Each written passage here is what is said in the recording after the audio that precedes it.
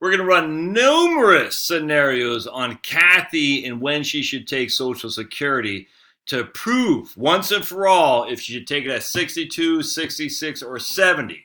And we're going to run a bunch of different scenarios, reinvesting the assets, and just it's going to be fun. So this will be divided up in a couple videos for sure. So make sure you make sure you watch the following ones as we do, because this is going to be interesting. I'm looking forward to doing it for sure. All right, so the premise is, Kathy is 62 today. She just turned, or she's going to turn 62 in October. And the reason for that is because Social Security usually needs a month in advance before you get your first check. So here we are in August. She has her Social Security paper and she goes, when should I take Social Security? And the paper says, her Social Security statement says, if she takes it at her full retirement age, it will be $2,000 a month. Her full retirement age, because she's born before 1960, in this case is 66 years old. In some months. So we're going to just round it up and say 66. Or if she takes it at 62, it'll be $1,500. So 66, 2,000, 62, 1,500. Or if she waits until she's 70, it'll be 2620, right? 2620 or 2680. I always forget. So we go 2,000 times 1.32, 2640, 2640. So she'll either take that her full retirement age, her PIA is $2,000 a month. Take it now at 62, will be $1,500 a month, or wait until she's 70, in which will be $2,640. Now the drawback about this, as she's looking at her statement, said when should I take it, is it doesn't talk about the cost of living adjustments, and that's what we're going to use. We're going to show using the RightCapital software where the COLAs come into play, because if she just says I'm going to wait until I'm going to take it now because it's $1,500. As opposed to $2,000 at my full retirement age, she's missing out on the fact that their cost of living adjustments will still grow on top of the $1,500 a month she takes now will grow at 2.6. On top of the delaying until she's 66, those cost of living adjustments will grow from 2,000 to whatever it is. We'll show you. And on top, if she waits until she's 70, those cost of living adjustments are going to grow as well. And it's different because the bigger you have later on, the more the cost of living adjustments grow in terms of real dollars. So it's just hang in there. I'll show you exactly what I'm talking about here in just a second using the RightCapital software. But that's the premise. I can guarantee you most people, when they run break-even analysis on their Social Security, do not look at the cost of living adjustments. They don't, and because of that, they're wrong. They're just dead wrong when they're looking at their break-even analysis. They're just looking at it as a static number. $1,500 today, $2,000 is 5 years from now, 4 years from now, or 2640 8 years from now, and they're not adjusting it with the cost of living adjustments, and that's, you're making a horrible mistake. I guarantee that's happening for many of you guys. Don't do this. All right, so again, we're going to use the RightCapital software because it shows everything. If you want access to it, I charge $150. You have unencumbered access to it. You do whatever you want. I don't give any personal tutorials. Tons of videos on my channel on RightCapital software. RightCapital has its own YouTube channel. I forgot what it was, but just look under RightCapital. It's probably RightCapital, and you can find all kinds of tutorials there as well. All right, so let's dive into this first and foremost. So again, we're going to start with the premise of Kathy has her Social Security statement right here, and she's thinking when she should take it. All right, so we're going to start with the premise. I got a bunch of spreadsheets here we'll dive into as well. And where she has no cash flow, no net worth, no nothing. All right, so all we're doing is saying, when should Kathy take Social Security? She has no expenditures. We'll just say she's, I don't know, she grows her own vegetables and has her own utility plant that so she has no expenditures. No expenditures, no income. No expenditures, no income. Does that make sense? All right, so let's go into the dashboard here, and we're going to show you what, or the profile here. And all we're going to do, we're going to, we're going to go to income. Excuse me. We're going to go to income. And again, here is she has no income, no nothing. Again, she has no assets, no income, no liabilities, no nothing. We're just going to compare apples to apples. So here is her Social Security, her PIA at $2,000 a month at 66, her primary insurance amount. But we're going to start at age 62. All right, so let's see what it looks like. So now we're going to go and we're going to say, okay, so she's starting at age 62. We're going to go to retirement. We're going to go to cash flows. And we're going to say at 62 is $1,500 a month, which means it's $18,000 a year. Now these do have a cost of living adjustment. $18,000 a year is $18,468 the next year, $18,498 the following year. Now what's happening is because she has no spending, she's just literally reinvesting these things, and here's her net worth. Her qualified, non-qualified assets is $18,000 because she's getting $18,000 from Social Security and she's shuffling it on over to her savings account. It's growing at 3.36,000 the next year. That's her liquid net worth. 55,000 the following year, 75,000 the following year, and so on and so on. And what we're doing here is we're just adding. We have ending balance by accounts: 18,000, 36,000, 55,000. That is in her taxable savings, checking, investment account. In this case, it was a savings account. I'll share with you just a second. And here's the additions to accounts. She's adding whatever she's making from Social Security. So she's getting 18,000 Social Security, again, is being funneled to her savings account. 18,468 from Social Security is being funneled to her savings account. So again, if we go to ending balance, when she dies at 90 years old, her total net worth is $866,901 because she's not investing. It's just sitting in the savings account. And I'll show you what I'm talking about. If we go to investment, everything's in fixed income, which is I'm having it growing at 1% a year in cash is what it is. So it's growing at 1% a year. Remember, it's being dollar cost averaged as well. So every month. So what will confuse you if you say, well, Josh, I'm typing it in and I'm showing it growing at whatever, 1% or something like that, not the full 1%. Well, because $1,500 a month are going in. It's not all in one fell swoop. It's $1,500 a month that's going in on a monthly basis. So essentially, in the first year, it's not it'll basically give her 0.49% rate of return because she starts with zero. She adds 18,000. But the first $1,500 grows at essentially 1%. The next grows at 1% minus a month, and so on and so on. So just keep that in mind. All right.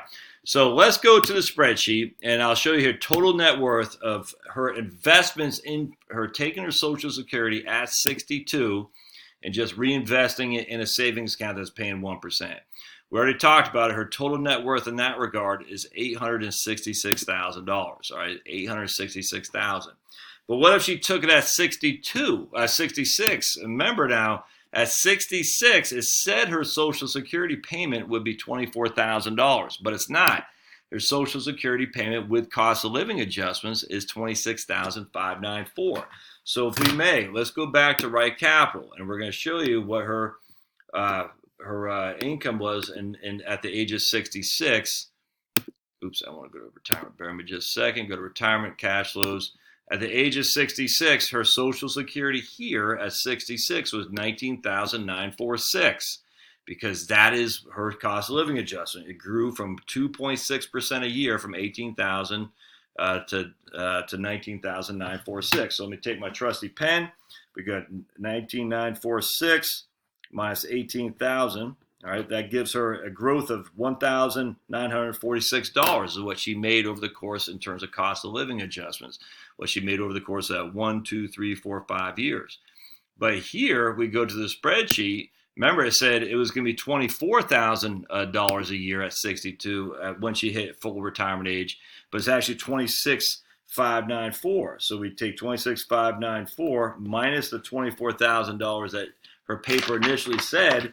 And that's actually $2,594 increase. Does that make sense? I cannot stress enough. So her benefit increased by $1,946 between the age of 62 to 66 when she took it at 62. So she got an extra $19,946 in that year. She increased her benefit by $1,946 for Social Security because she took it at $18,000 at 62. But if she deferred until she's 66, what was a $24,000 a year benefit because of cost of living adjustment is actually $2,594. So it's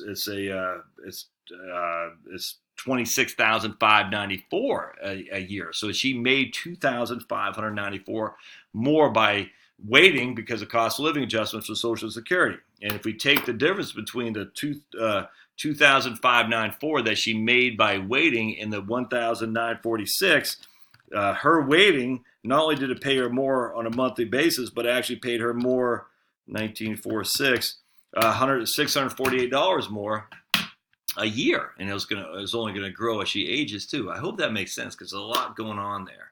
Now, if she remember, when she was 62 and she had her paper, it said Social Security would pay her $2,640 once she hit the age of 70. But that's not true. When she hits the age of 70, the cost of living adjustments doesn't pay her $2,640. It pays her 38900 divided by 12.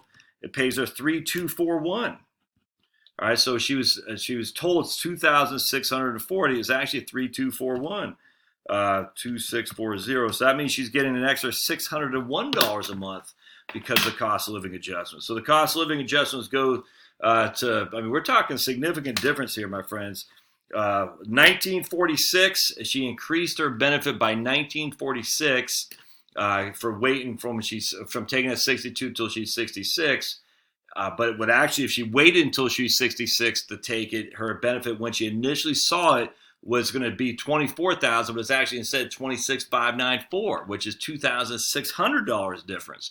Her initial benefit said it would be 2640 times 12 is going to be 31,680, but it actually is 38,900, and that's the issue. You got to look at both ways. So if we look down, the total net worth here, if she took it at 62 with just basic cost of living adjustments at 2.6, according to the trustees report, and then reinvesting it in a savings account paying 1%, she had $866,000 of net worth. If she waited until she was 66, her full retirement age, everything else being the same, she'd have $1.025 million of net worth. If she waited until she was 70, and again, we have her dying at 90 years old, her net worth would be $1.17 million. So everything else being the same. But Josh, she has to earn income. I'm just comparing Social Security without anything else, no other noise, to just prove once and for all that delaying Social Security will net you more than you think because you're not including cost of living adjustments. Now, we're going to do another one where we invest this in an aggressive portfolio as well. We'll see how that shakes out. But so look at this. So we got the bolds here. So the net worth, if she were to die at age 75, it would have been more advantageous for her to take the Social Security early. Again, we're not including spouses. We're just saying at her death, she would have $318,000. She would have only had $312,000 if she died at 75, if she had taken Social Security at 66. And she'd only have $255,000 if she died at 75 if she had taken Social Security at 70. So again, proving once again, the earlier you see your demise, the more beneficial it will be to take Social Security early. Now, if she died at age 80, she'll have $513,000 to leave to her heirs if she had taken Social Security at 66, or full retirement age. If she had died at age 80, she'd only have $472,000 to leave to her heirs if she had taken Social Security at 62, and then she'd only have $511,000, basically $512,000 to leave to her heirs if she had taken at 70, if she died at the age of 80. Does that make sense? So you can see the bold. She has 5 years where the bold is better for her to have taken. Bold just means that more net worth. So 5 years from age 76 to 80, she would have been better off if she died in that time, leaving it to her heirs. She'd have more of a net worth if she had delayed taking it until she was 66, her full retirement age. Now, obviously, from 62 until 79, 62 until 75, excuse me, she would have been better off taking it at 62, simply because she had more years for it to grow. I mean, that's all there is to it. So if you're going to die before 75, you'd want to take Social Security early. But we just knocked 3 years off of the break-even point that most people say. And the break-even point most people say is wrong. It doesn't include cost of living adjustments, and you have to include that. All right, but now if she lives beyond 80, she'll be much better off having taken Social Security at 70. There's just no two ways around this. And again, this is just investing it in a 1% bond, essentially, or a cash account, if you will. And no taxes, no nothing. But this proves once and for all, unequivocally, your break-even point is not 78, it's 75 because of the cost of living adjustments. There's no getting around that. So if she thinks she's going to live beyond 75, she should at least delay taking Social Security until her full retirement age. All right? All right, so let's pause there. We'll go on to a next one, and we're going to show you what it looks like if she invests this in an aggressive portfolio. So hang tight, click the like button, and watch the next video here in just a second.